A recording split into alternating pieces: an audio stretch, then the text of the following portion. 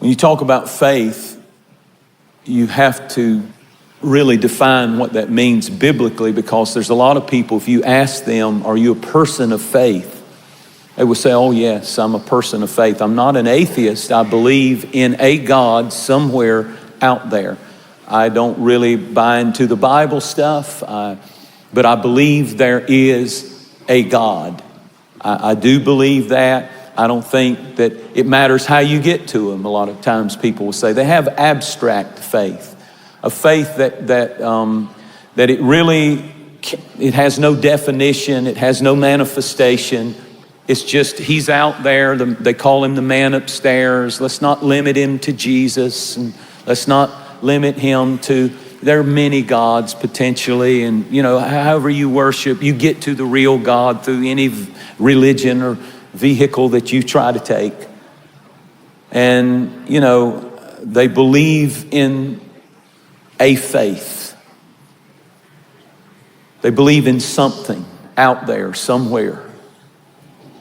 Like spiritualists, people who use New Age crystals and things, burn incense to statues, and they believe in a God out there. Like psychics, they have abstract faith. They believe there is a spirit being that comes and empowers them to tell the fortune. Yeah, there's a spirit being, all right.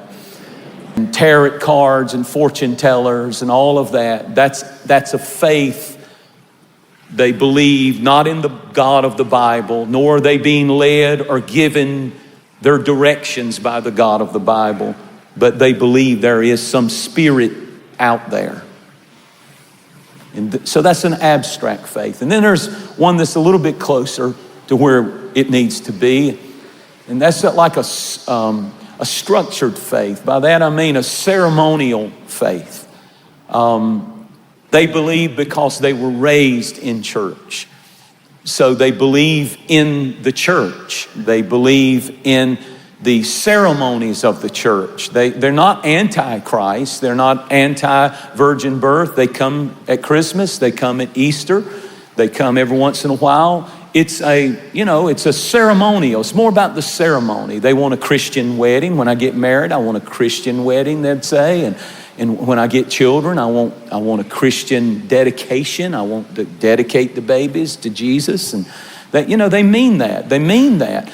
But it's not something really that they have, that they nurture, that they feed in their own life. It's what Mama and them raised them in. It's what the church, we went to the Baptist church or the Catholic church or the Methodist church or the Pentecostal church, and that's how I was raised. And I believe in that stuff.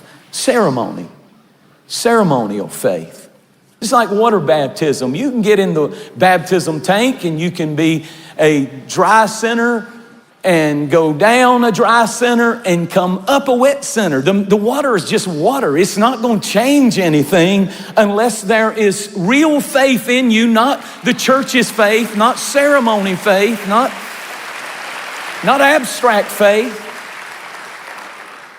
And then there's transferable faith. That's what we get to in my text, because he says, Timothy, the faith that I see in you that is sincere, that is very real, it's in you.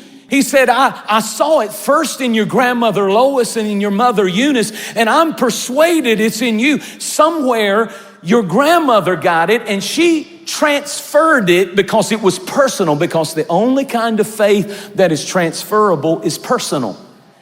You can't have a distant relationship with God and transfer it to your children. You cannot have a lukewarm relationship with Jesus and pass red hot fire passion for Jesus to your children. The only faith, according to this text, that can be transferred is faith that is personal first with grandma.